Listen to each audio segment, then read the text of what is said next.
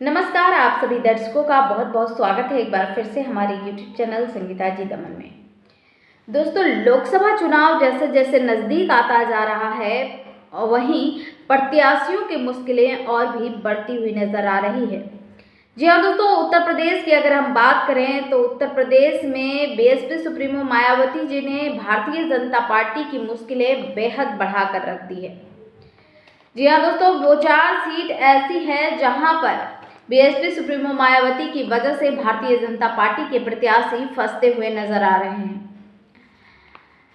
वो 4 सीट कौन सी है और क्या है उसका समीकरण, ये हम बताएंगे आपको विस्तार से। इससे पहले अगर आपने अभी तक हमारे चैनल को सब्सक्राइब नहीं किया है तो प्लीज़ चैनल को सब्सक्राइब कर लीजिए और बेल आइकन को प्रेस कीजिए ताकि हमारे आने वाली हर वीडियो की जानकारी आपको मिलती रहे टाइम टू टाइम और सबसे पहले। दोस्तों, 4 सीटों में अगर हम शुरुआत करें तो पहला है लखनऊ के करीबी उन्नाव। जी हाँ दोस्तों, उन्नाव की सीट पर मायावती जी ने अशोक पांडे को टिकट दिया है। दोस्तों, अशोक पांडे पेशे से पत्रकार रहे हैं, काफ़ी लंबे समय तक उन्होंने पत्रकारिता की है और अब मायावती जी ने उन्हें उन्नाव से टिकट दे दिया है। जी हाँ दोस्तों, उन्होंने अपना जनसंपर्क भी अब शुरू कर दिया है। दोस्तों, उन्नाव का जो जातीय समीकरण है, उन्नाव का जातीय समीकरण में 24% दलित मतदाता हैं और जबकि अगर ब्राह्मण वोटर्स की हम बात करें तो ब्राह्मण वोटर्स करीब 11% के आसपास है। दोस्तों, उन्नाव वो सीट है जिस पर मायावती जी ने 2004 में जीता भी था। 2004 में बहुजन समाज पार्टी ने ब्रिजेश पाठक को यहाँ से टिकट दिया था। ये वही ब्रिजेश पाठक हैं जो मौजूदा वक्त में उत्तर प्रदेश सरकार में डिप्टी सीएम हैं। ब्रिजेश पाठक बहुजन समाज पार्टी से चुनाव लड़कर जीत दर्ज किए थे।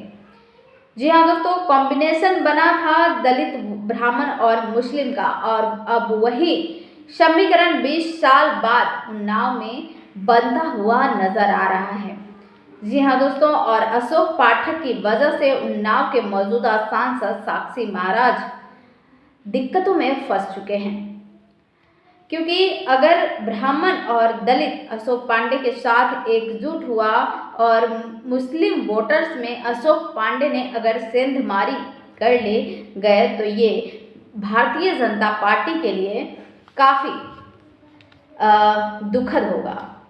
जी हाँ दोस्तों, और अगर हम दूसरी सीट की बात करें तो दूसरी सीट है अलीगढ़। अलीगढ़ में भी मायावती जी ने ब्राह्मण प्रत्याशियों को मैदान में उतारा है। यहाँ पर मायावती जी बंटी उपाध्याय और सतीश गौतम जो भारतीय जनता पार्टी के प्रत्याशी हैं, उनकी मुश्किलें बंटी उपाध्याय जो कि बहुजन समाज पार्टी से चुनाव लड़कर सतीश गौतम की मुश्किलें को बढ़ाते हुए नजर आ रहे हैं। अलीगढ़ में अगर हम बात करें वोट परसेंटेज की तो 15% ब्राह्मण है और 20% के आसपास दलित वोटर्स है। यानी यहाँ दलित और ब्राह्मण गठजोड़ बनकर अगर भारतीय जनता पार्टी के मुश्किलों को बढ़ाता हुआ नजर आ सकते हैं। जी हाँ दोस्तों, इसी तरह से मिर्जापुर की सीट से अनुप्रिया पटेल प्रत्याशी हैं। ये सीट भारतीय जनता पार्टी की गठबंधन एनडीए में अपना दल सोनेलाल से चुनाव लड़ रही हैं, मौजूदा सांसद भी हैं और लेकिन मिर्जापुर की सीट पर बीएसपी सुप्रीमो मायावती जी ने मनीष त्रिपाठी को टिकट दिया है। अब मिर्जापुर का जातीय समीकरण तकरीबन 8% ब्राह्मण और 22% दलित मिर्जापुर की सीट पर हैं। यानी कि अगर इन दोनों को जोड़ दिया जाए तो वोट होता है 30% के आसपास और अगर इसमें मुस्लिम वोटर्स जुड़ जाए तो अनुप्रिया पटेल के लिए चुनाव जीतना असंभव हो जाएगा। जिन 4 सीटों की हमने बात की है दोस्तों, वो उनमें से अगला नाम है अकबरपुर। अकबरपुर में भारतीय जनता पार्टी ने देवेंद्र सिंह भोले सांसद हैं, भारतीय जनता पार्टी ने एक बार फिर से उनको टिकट दिया है। और लेकिन अकबरपुर में मायावती जी ने राजेश द्विवेदी को अपना प्रत्याशी बना दिया है।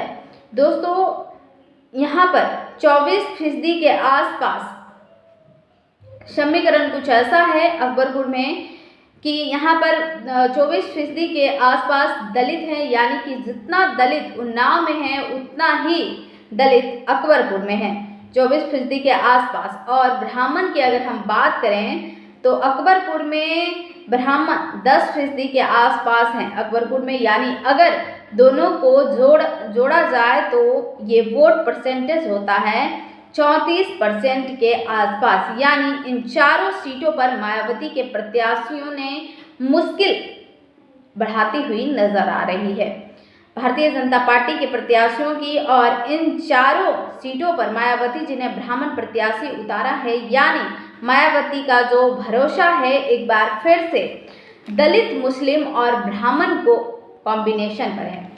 तो दोस्तों आपने देखा किस तरह से मायावती ने इस बार लोकसभा चुनाव में रण में उतारा है इस बार ब्राह्मण प्रत्याशियों को।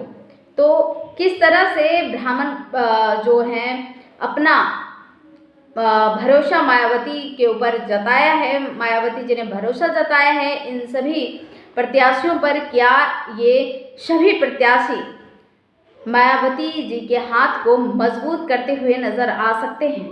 आपकी क्या इस पर राय है, हमें कमेंट सेक्शन में ज़रूर बताएं। फिलहाल जो कांटे की टक्कर है वो इस बार भारतीय जनता पार्टी और बीएसपी सुप्रीमो मायावती के बीच है। और मायावती जो कि प्रधानमंत्री पद की दावेदार बन सकती हैं अगर इन प्रत्याशियों ने बहन कुमारी मायावती के हाथ को मजबूत करने का काम किया तो। फिलहाल आपकी क्या राय है, हमें कमेंट सेक्शन में ज़रूर बताएं। लेकिन इस बार दलित महिला अगर भारत की प्रधानमंत्री बने तो आप सबका क्या रिएक्शन रहेगा, क्या एक्शन रहेगा, हमें कमेंट सेक्शन में ज़रूर बताएं।